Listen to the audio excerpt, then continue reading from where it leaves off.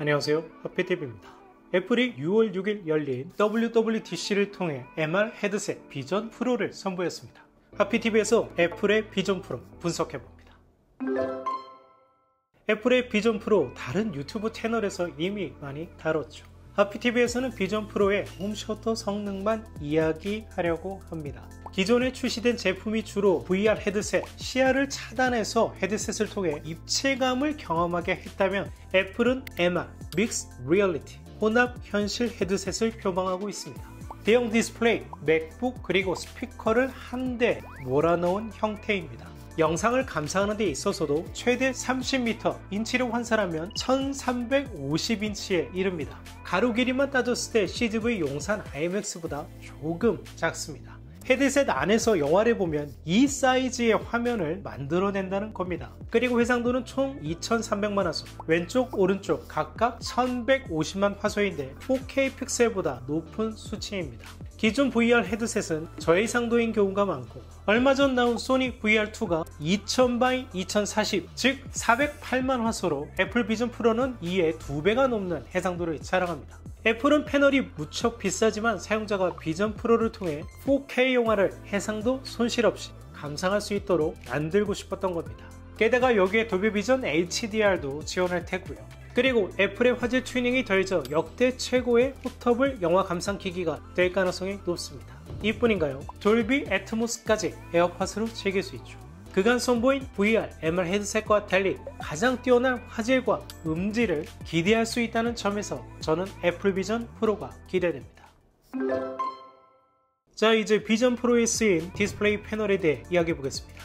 비전 프로의 패널에 대해 많은 정보가 공개되지 않아 현재까지 공개된 정보를 취합해 소개드립니다.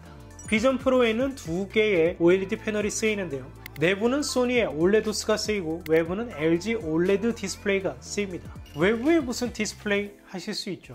비전 프로는 영상에 집중할 때 외부 디스플레이에 그래픽이 표시되죠. 바로 여기에 LG OLED 패널이 쓰입니다. 자, 그러면 내부에는 왜 LG 디스플레이에 올레도스를 쓰지 않고 소니 제품을 썼을까요? 먼저 올레도스 제작사를 설명해 드릴 필요가 있는데요. 일단 이 시장을 이끄는 것은 일본의 소니입니다. 2011년부터 HMD용 올레도스 패널을 선보였고 2018년에 이미 1600x 1200 해상도의 패널을, 지난해에는 4K 해상도 패널 시제품을 선보인 바 있습니다. 그리고 LG 디스플레이가 있습니다. 저희의 CES 영상에서 LG 디스플레이에 0.42인치 3500ppi를 자랑하는 올레도스 패널이 이미 있다는 걸 보여드리기도 했죠. 마지막 삼성 디스플레이입니다. 아직 삼성은 시제품 외에 당장 양산할 수 있는 올레도스 패널은 없는 것으로 알려지고 있습니다. 하지만 삼성도 이 시장이 장차 커져나갈 것이라고 이미 예상하고 시장을 준비하고 있습니다. 심지어 삼성전자도 VR 헤드셋을 준비 중이라고 하죠. 여기에 최근 마이크로 OLED 제조사인 이매진을 2,900억 원에 인수했습니다. 조만간 패널을 생산할 것으로 예상됩니다. 결국 지금 시점에서 애플이 선택할 수 있는 업체는 소니 아니면 LG 디스플레이인데, 당초 애플이 LG 디스플레이에게 생산 요청을 했다고 하죠. 그런데 LG 디스플레이가 미처 양산 시점을 맞추지 못한 것으로 보입니다. 어쨌든 애플은 현 시점에서 가장 앞서 있는 스펙에, 그리고 아직은 생산 단가가 무척이나 비싼 올레도스 패널을 선택했다, 이렇게 볼 수 있겠습니다. 하지만 애플의 입장에서 소니는 라이벌이죠. 왜냐하면 소니는 이미 소니 VR을 판매 중이기 때문입니다. 이번엔 어쩔 수 없이 소니 패널을 썼고 다음 세대에는 LG 디스플레이의 패널을 쓸 것이라는 보도가 많습니다.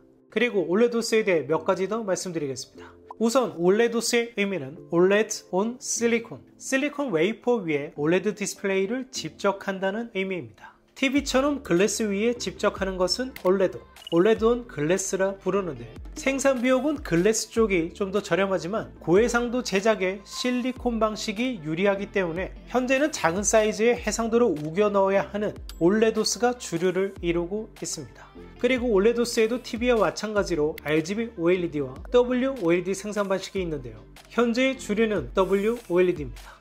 이번 비전 프로의 소니도 WOLED 방식을 씁니다. 삼성 디스플레이는 RGB OLED에 도전한다고 하는데 아직 양산에 이르진 못했습니다. 애플은 애플 비전 프로를 공간 컴퓨터라고 부릅니다.